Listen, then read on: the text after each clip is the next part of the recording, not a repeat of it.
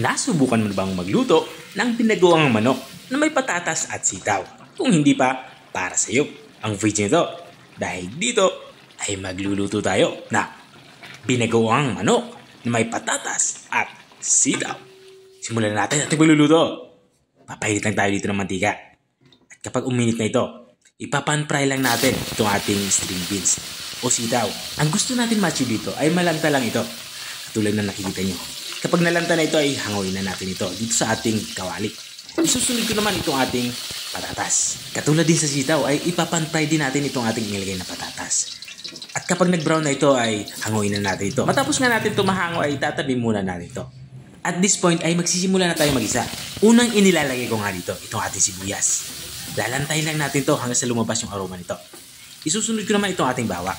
Katulad din sa sibuyas, ay lantayin lang natin to at palabasin natin yung aroma nito. Magdadagdag na din ako sa parting ito ng luya. At sinabayan ko na din to ng kamatis. Isasangkot siya natin itong mga sangkap natin pang isa hanggang sa maganito yung tsura niya. At kapag ganito yung tsura niya, ay magdadagdag na ako dito sa parting ito ng tomato paste. Mga isang kutsarang tomato paste yung aking hinahalo dito. Iginigisa ko to ng bagya para mabawasan yung asim nito. Medyo maasim kasi ito dahil concentrated. Matapos ko nga maigisa ito ay ilalagay ko na itong ating karning manok. Mahigit 1 kilong karning manok na yung aking niluluto dito.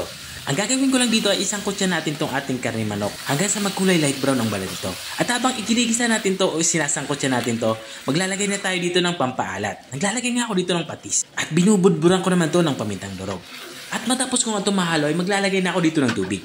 Mga isang basong tubig lang yung aking inilalagay dito. Sapat lang para maluto ito ating karning manok. Mabilis na naman kasi ito maluto.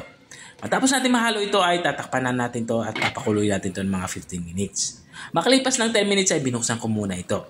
Dito naman sa parte ito ay magsisimula na ako magtimpla. Titikman ko muna nga ito para alam ko kung saan ako magsisimula. Kulang pa nga ito sa alat kaya ilalagay ko naman itong ating bagoong. Ang ginagamit ko nga ditong bagoong ay yung mga nakalata na o nakabote na. Pero pwede kayong gumamit dito ng bagoong na sariwa, yung katulad ng nabibili sa mga palengke.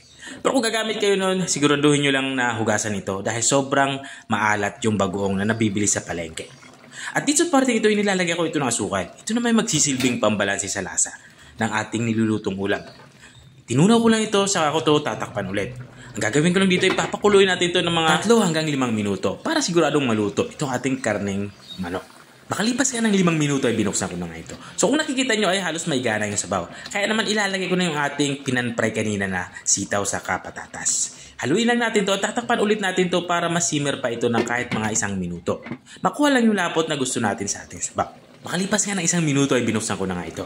Dito naman sa parte nito ay lutong-luto na nga itong ating ulam pananghalian. Pwede na natin to i-serve. Ito na nga yung ating binagoang manok na may sitaw at patatas. Kung nakarating ka hanggang dito sa dulo ng aking video, maraming salamat sa panonood. At kung nagustuhan mo naman yung bago nating recipe ibinahagi, baka pwede mo naman ito i-share. O siya, hanggang dito na lang ako. Kita-kita ulit sa mga susunod yung mga videos. Paalam! Bye-bye!